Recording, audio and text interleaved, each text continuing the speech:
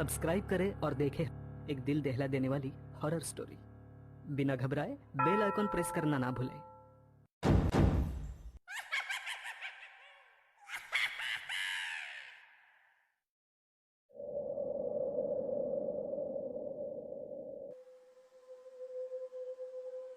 Doctor साहब, कुछ महीनों से मेरे पीठ का दर्द बहुत बढ़ गया है। पता नहीं चल रहा ऐसा क्यों हो रहा है। आपने जो दवाइयां दी थी वो मैं ले तो रहा हूं, लेकिन कुछ असर नहीं हो रहा है। अचानक से पीठ में बहुत दर्द शुरू हो जाता है। रमेश, स्ट्रेस की वजह से तुम्हारा दर्द ठीक नहीं हो रहा है। तुम अब भी उसी सदमे में हो। तुम्हें सब कुछ भुलाकर अब कपिल के बारे में सोचना होगा। कपिल का भविष्य अब तुम पर निर्भर करता है। अगर तुम ही हिम्मत हार गए तो कैसे चलेगा? डॉक्टर, शायद आप ठीक कह रहे। कपिल की चिंता ही मेरे स्ट्रेस का कारण है। लेकिन कपिल अभी बहुत बदल गया है। पहले की तरह अब वो बिल्कुल हंसता खेलता नहीं, चुपचाप सा रहने लगा है।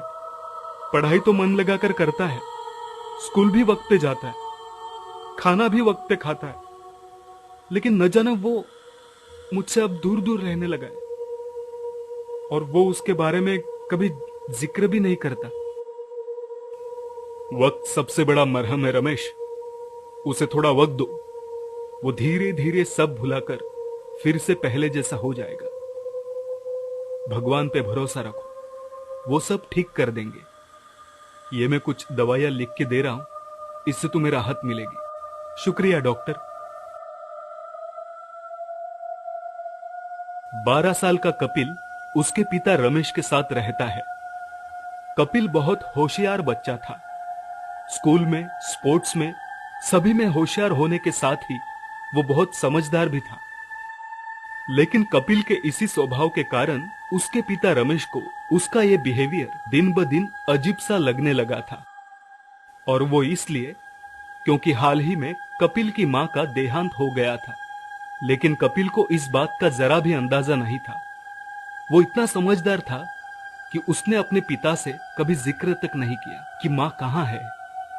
जब वो स्कूल से घर आता तो अपना होमवर्क करता और खाना खा के सो जाता। दूसरे दिन सुबह उठकर खुद स्कूल के लिए तैयार भी हो जाता और स्कूल चला जाता।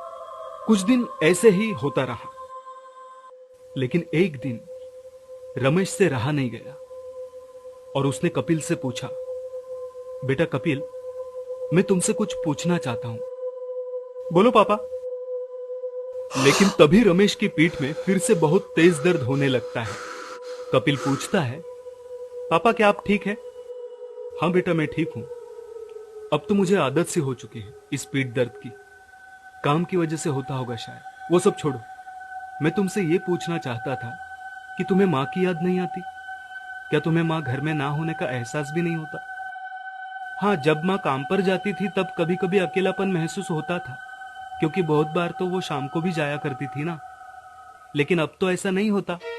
मतलब अब तो वो हमेशा घर पे ही होती है। लेकिन पापा, मुझे एक बात समझ में नहीं आ रही।